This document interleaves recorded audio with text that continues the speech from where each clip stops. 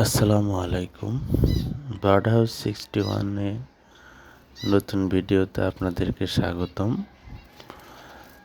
তো আজকে আমরা কথা বলবো পাখিকে কিভাবে রোগমুক্ত রাখা যায়, কিভাবে সুস্থ রাখা যায়। জেব্রা ফিঞ্চ পাখির সবচেয়ে ভয়ঙ্কর রোগ হচ্ছে ঠান্ডা এবং সবুজ পায়খানা। মূলত ঠান্ডা থেকে সব রোগ হয়ে থাকে।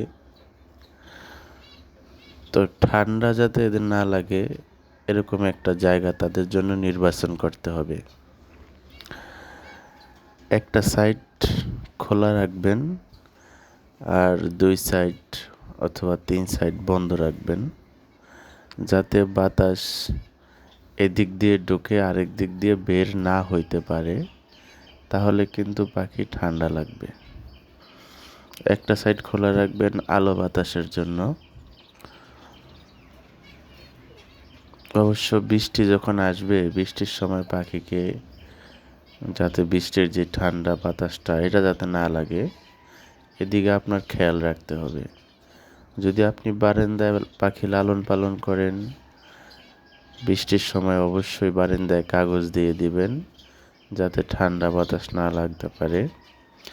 আর সবচেয়ে ভালো হয় এদের খাঁচার পাশে আপনি একটা লাইট লাগিয়ে রাখবেন, যাতে করে যখন ঠান্ডা পড়বে বা বৃষ্টি আসবে তখন আপনি এই গরম লাইটটা জ্বালিয়ে দিবেন।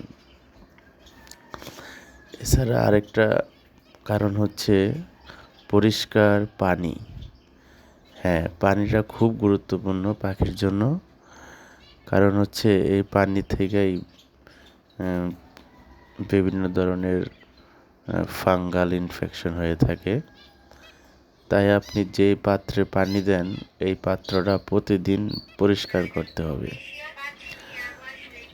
আপনি সকালবেলা যখন পানি দিবেন পাখিকে, অবশ্যই রাত্র ঘুমানোর আগে পানির পাত্রটা খুলে রাখতে হবে এবং সকালবেলা উঠে আবার ওই পাত্রটা পরিষ্কার করে নতুন পানি দিতে হবে। এভাবে প্রতিদিন রেগুলার পানি দিলে, পরিষ্কার পানি দিলে আপনার পাখি ইনশাল্লাহ সুস্থ থাকবে। এবং খাঁচার ট্রে পরিষ্কার, এটা আপনাকে 2 দিন পর পর করতে হবে। অবশ্যই 2 দিন পর পর করতে হবে।